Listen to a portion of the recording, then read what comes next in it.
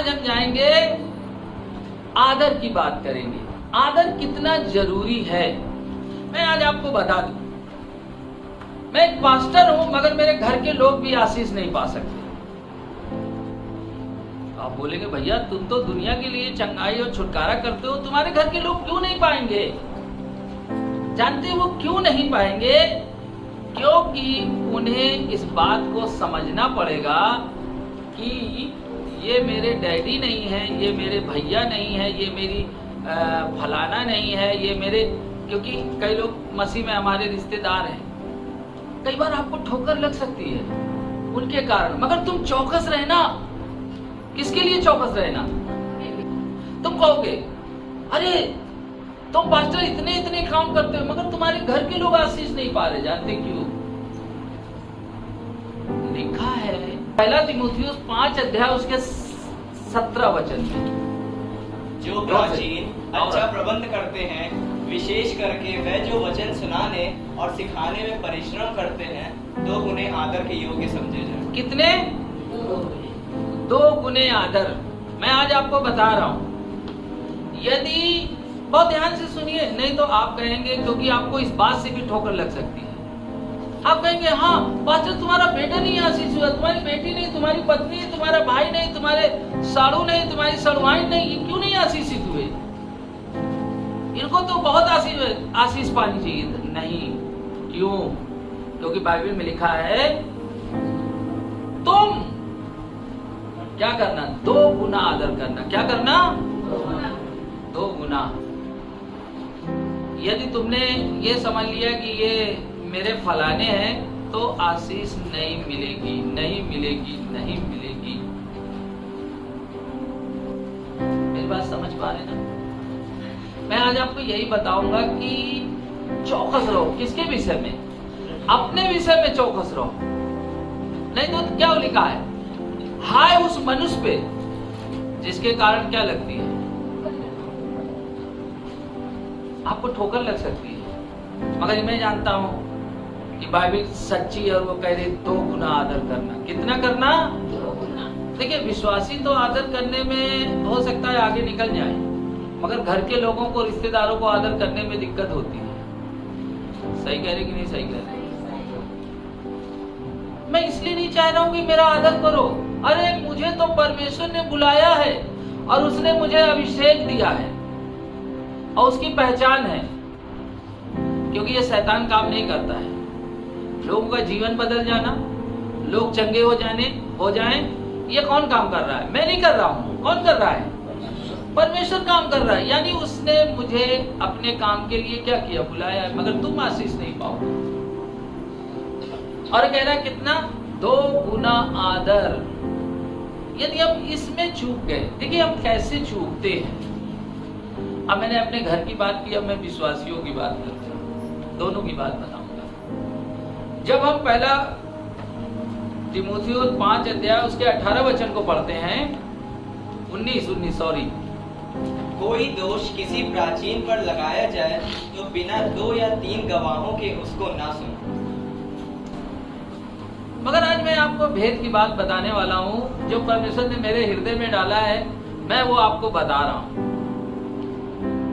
लिखा है 2 या 2 से 3। अब आप सोचिए कि जब आप अकेले में होते हैं तो पास्टर के बारे में कैसे बात करते हैं? सोच के देखिए। मैं किसी एक व्यक्ति को नहीं कह रहा हूं, मैंने बताया ना कि मेरे घर के लोग भी आशीष नहीं पा सकते यदि वो 2 गुना आदर न दे, कि ये मेरे पिता नहीं है, ये मेरे पापा नहीं है, ये मेरे पति नहीं है, ये मेरे साड़ू नहीं है, ये मेरी सड़वाइन नहीं है, मेरे भैया नहीं है, मेरे भाभी नहीं है। क्यों? क्योंकि बाइबल कह रही है एक परमेश्वर का सेवक, उसका कितना आदर किया जाए। वैसे ही कह रहा है किसी प्राचीन पर, प्राचीन माने पुराना, नया चेले को तो भाई देखिए गलती करता है। कह रहा है 2 या 2 से अधिक लोग, तो वो कौन लोग होंगे? मगर अभी देखिए, जब आप घर में बैठते हैं और यदि शादीशुदा पति पत्नी है तो आपस में बातचीत चलती है, देखा पास्टर की ये और ये होता कि नहीं होता, हो सकता ना होता हो आपके साथ। देखिए लिखा है जो मान लेता है छोड़ देता है उसी पे दया की जाएगी। यहाँ पे मैं नहीं कह रहा हूं उस व्यक्ति की ना सुन। मान लो एक बेविचारी व्यक्ति है और वो पास्टर पे दोष लगाए, तो बताइए वो सही हो जाएगा? एक लोभी व्यक्ति है और वो पास्टर को लालची बताए, तो ये दोष सिद्ध हो जाएगा? मैं इसलिए नहीं कह रहा हूं, इससे आपका नुकसान होगा, ये मेरा नहीं होने वाला। मेरा तो आज तक इतने लोग मेरे बारे में बहुत भला और बुरा कहते हैं, मगर धीरे धीरे मैं कहाँ जा रहा हूँ? ऊपर। यानी मैं दिन प्रतिदिन आशीषित हो रहा हूँ, क्योंकि बाइबल में लिखा है कि परमेश्वर ने अब्राहम से क्या की? प्रतिज्ञा की। उत्पत्ति 12 अध्याय में कि मैं तुझे क्या दूंगा? आशीष दूंगा। तो परमेश्वर ने मुझसे वादा किया है तो वो मुझे निश्चय ही आशीष देगा। आप क्या बोलते हो इससे मुझे कोई फर्क पड़ने वाला नहीं है। लिखा है श्राप कभी भी किसी व्यक्ति पे अकारण नहीं आता है। जब तक आप पाप नहीं करेंगे तब तक श्राप नहीं आएगा। याकूब यही कह रहा है कि आंखों की अभिलाषा क्या करती है? गर्भवती होती है। और वो पाप को क्या करती है? देखिए पहला कुरिन्थियों 10 अध्याय और उसके शायद 9 या 10 में लिखा है कि एक दिन में 23,000 लोग मर गए। जानते क्यों मर गए? वो सब परमेश्वर के लोग थे और सबके सब मर गए। देखिए परमेश्वर के लोग होने का मतलब नहीं है कि आप पाप करते रहो। जब आप पाप करते हैं मृत्यु आपके जीवन में दस्तक दे जाती है, एंट्री कर जाती है। वो आपके स्वास्थ्य के क्षेत्र में, वो आपके कैरियर के क्षेत्र में, वो आपके धन के क्षेत्र में, वो आपके वैवाहिक जीवन के क्षेत्र में वो एंट्री कर जाती है। उसके पास अधिकार होता है। जिसके पास रजिस्ट्री होती है उसकी जमीन आप छीन नहीं सकते हो। छीन लोगे क्या? क्योंकि कानूनन उसके पास क्या है? यदि आप पाप कर रहे हैं तो शैतान के पास क्या है? कानूनन पावर है कि वो आपको क्या करे? सताए, आपको क्या करे? और पाप की कमाई तो मृत्यु है। समझे नहीं? पाप की कमाई तो क्या है? मृत्यु है। अब आप पाप कर रहे, करते जा रहे। देखिए बहुत सरल से पाप है, जिस पाप में मैं आपको बता रहा हूं कि 2 साल लगा सकते हैं, अपनी आशीष गंवा सकते हैं। घर में बैठे बैठे पास्टर का, जैसे कहते हैं आजकल टीवी पे डिबेट होता है, आप घर में कर सकते हैं। और बाइबल बताती पति पत्नी 2 नहीं 1 है, तो अकेले बचे। और बाइबल बता रही है ना सुन। जब कोई बुराई करता तो हम क्या करते? अच्छा बताओ, मान लो कोई दूसरा कर रहा तो बताओ पास्टर जी की बताइए क्या बात है, बताओ जरा, हम भी तो जाने। मगर बाइबल मना कर रही, मना कर रही कि नहीं? मैं कह अपनी बात बता रहा हूं। क्या लिखा है? ऊपर से पढ़ो, नीचे वाली लाइन में लिखा है ना सुन। मेरी बात ध्यान से दे रहे हो, सुन रहे हो ना? देखिए आप कभी भी रेमा वचन नहीं पा सकते जब तक आप परमेश्वर के साथ सही रीति से नहीं चल रहे। कोई दोष किसी प्राचीन पर लगाया जाए तो बिना 2 या 3 गवाहों के उसको ना सुनो। कह रहा है सुनना नहीं, मानने की तो बात ही नहीं है। मगर किसी ने कह दिया कि यार पास्टर लालची है, बोले हाँ यार लगता है लालची है, तब तुम कहाँ गए? अरे कहाँ गए भैया? बाइबल मना कर रही है। लिखा है अपने अगुए का क्या करो? कितना 2 गुना। क्यों? मैंने बताया था ना, रोमियो 13 के 7 में लिखा है। क्या लिखा है? जिनका आदर करना चाहिए उनका आदर करो। जिनका आदर करना चाहिए उनका क्या करो? आदर करो। मगर हम जानते हैं सबका आदर करते हैं, मगर हम पास्टर का आदर करने में हमें बड़ी दिक्कत होती है ना? हम सबका कर लेंगे, मगर पास्टर की नहीं, क्योंकि शैतान नहीं चाहता कि तुम पास्टर को आदर करो, क्योंकि वो चाहता है कि किसी न किसी तरीके के आपकी आशीषों को चुरा ले। यीशु ने कहा मैं इसलिए आया हूं कि मैं कंगालों को क्या करूं। समाचार सुनाए। जो शैतान ने आपकी पीढ़ियों से आपका लूट रखा है, वो यीशु आपको वापस करने आया है। वो वापस करने आया है, वो वापस देना चाहता है। मगर जानते हैं हम क्या करते हैं? हम अपने जीवन में चूक जाते हैं। भाई आप सोचिए, एक विश्वासी जब आता है तो पास्टर उसके लिए कितने दिनों तक प्रार्थना करता है, रात दिन। आपको तो नहीं पता है पास्टर कब उठ के प्रार्थना कर रहा है, कब सो रहा है, क्या कर रहा है। वो कंटिन्यू प्रार्थना कर रहा है, आपके लिए दिन रात प्रार्थना कर रहा है। जो चीजें असंभव हैं वो आपके जीवन में क्या हो रही हैं, आपको लगता है पलक झपकते हो गया, अरे पास्टर साहब बड़ा चमत्कार हो गया, है ना? सही बात है कि नहीं? अरे बोलिए हाँ या ना।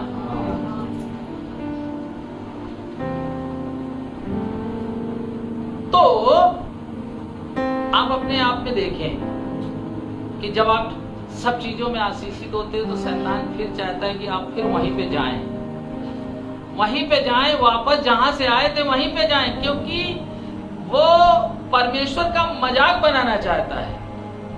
क्या बनाना चाहता है? परमेश्वर का मजाक। यदि यार मसीह बीमार होगा, मसीह गरीब होगा, मसीह के घर में अशांति होगी, मसीह के जीवन में समस्या होगी, तो लोग कहेंगे परमेश्वर का धन्यवाद हो। ऐसा बोलेंगे कोई? बोलेंगे अरे जाते हो कलीसिया और तुम्हारी हालत देखो। नहीं कहेंगे क्या? नहीं कहेंगे। जानते हैं यीशु आपको जीवन देने आया है और वो नहीं चाहता कि आपकी आशीष चली जाए। एक लालची व्यक्ति क्या पास्टर पे दोष लगा सकता है? बोलिए, अरे बोलो तो भैया। वो खुद लालची है ना? मगर यदि तो क्या हम उसी बात पे विश्वास कर लेंगे? बोलिए। मैं ये क्यों कह रहा हूं? इसलिए कह रहा हूं, आपकी इच्छा है खूब करते रहिए, मगर आप ब्लेस नहीं होंगे, क्योंकि यदि मैंने सही नहीं सिखाया तो आप आशीषित नहीं होंगे। मैंने ये तो बताया कि आशीष कब आएगी? देने से। जगह के घर में कब उद्धार आया? जब उसने अपना प्रभु को दे दिया। और बाइबल में था उसके घर में क्या आ गया? ऐसे ही आपके जीवन में आशीषें जो आई हैं, शैतान उसे कैसे चुराएगा? उसका एक ही तरीका है, वो किसी न किसी तरीके से आपके जीवन में घुस जाए। और फिर क्या होगा? फिर क्या होगा?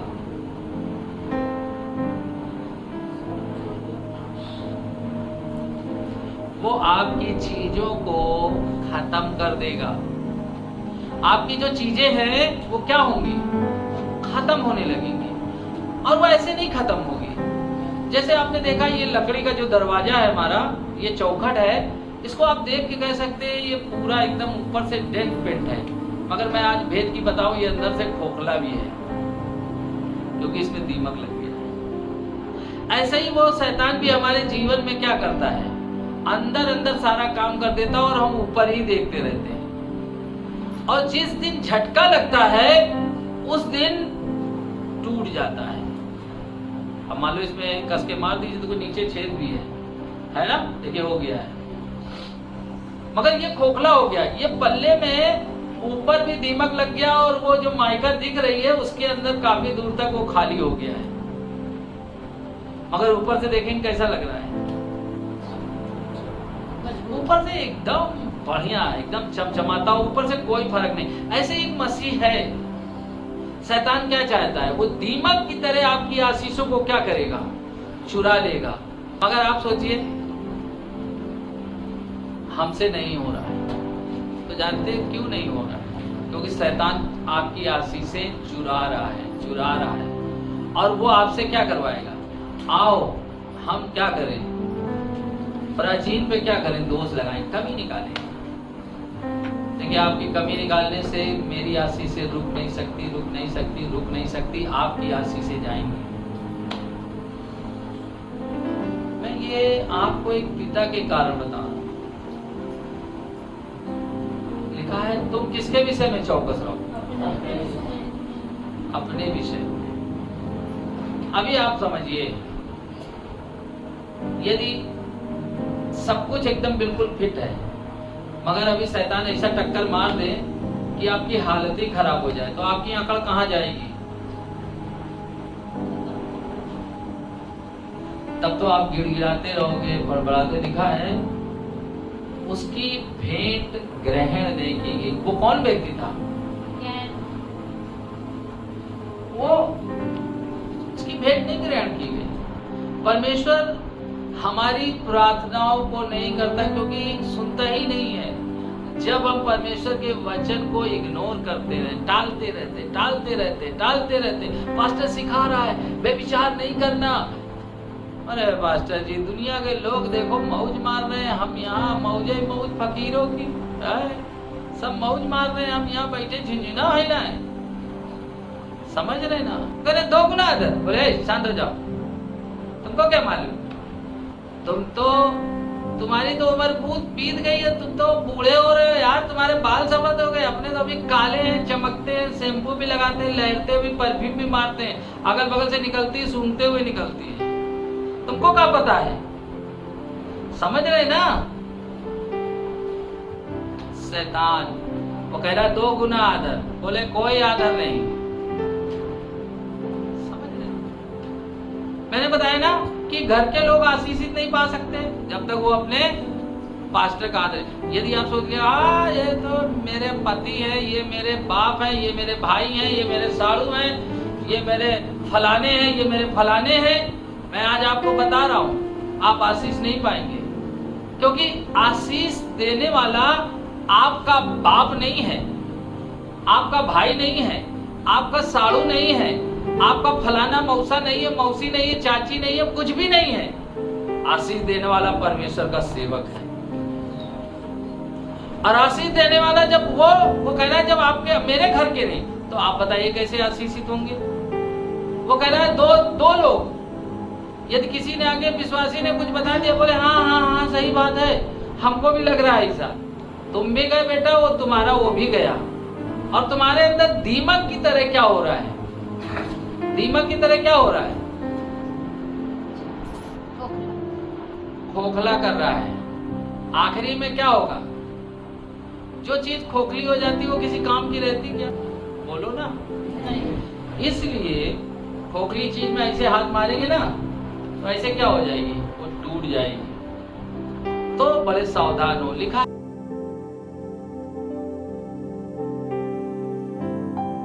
हमारी अभी कोई अपनी जमीन नहीं है। कृपया God's Fire Fellowship Trust Centre बनाने के लिए परमेश्वर से भूमि के लिए प्रार्थना करें। We do not have any land now. Please pray to God for land to build God's Fire Fellowship Trust Center.